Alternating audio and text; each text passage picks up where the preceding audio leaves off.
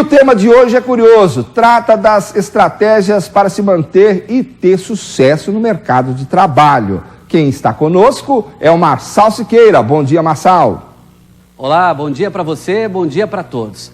Olha, falar de feedback é muito interessante, porque é uma ferramenta muito importante nas empresas, mas que às vezes está deixada para segundo plano. O feedback, quando bem aplicado, ele serve como uma ferramenta estratégica em busca de resultados. E por que é tão difícil dar feedback? Porque nós temos que falar muitas vezes da dificuldade do outro, e isso não é muito fácil. E quando a gente só dá feedback negativo, aí piora ainda mais a situação. Portanto, para a gente começar a falar sobre o tema, é importante que você saiba que feedback não é só negativo, é preciso também dar feedbacks positivos para a equipe. Deixa eu explicar o que é essa ferramenta.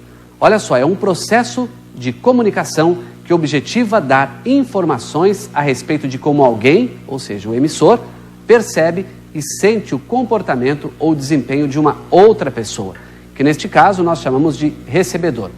Bom, de maneira simples, é a forma como um líder fala sobre o desempenho de seu liderado. O mais importante do feedback é concentrar o processo de fornecer essa ferramenta em competências técnicas e também comportamentais do colaborador e não levar esse processo para o lado pessoal, né? Tem gente que vai dar feedback e, na verdade, começa a falar de problemas pessoais do colaborador. E, na verdade, esse fato deve ser concentrado em atitudes dentro da empresa.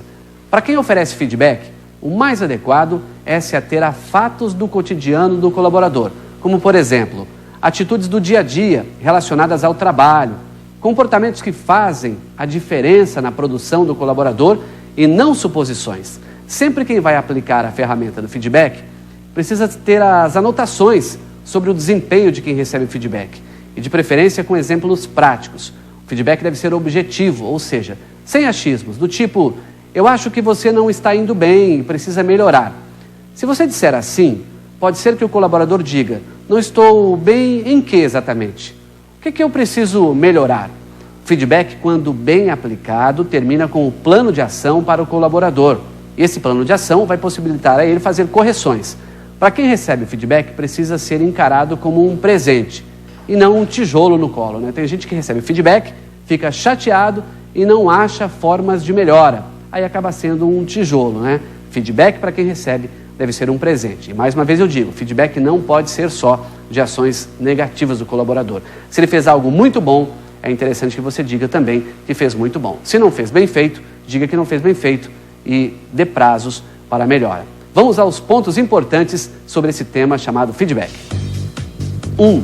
Escolha o momento adequado para dar o feedback. Você não pode dar feedback se o colaborador tiver com um problema particular naquele momento. Aí você chama ele para dar um feedback, ele já está com um problema e você dá mais um a ele. Ponto de número 2.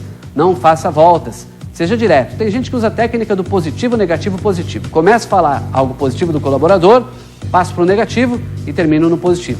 Da próxima vez que eu chamar e começar a falar algo positivo, ele vai dizer: daqui a pouco vem a chamada de atenção. Então, seja direto. Não fique fazendo voltas.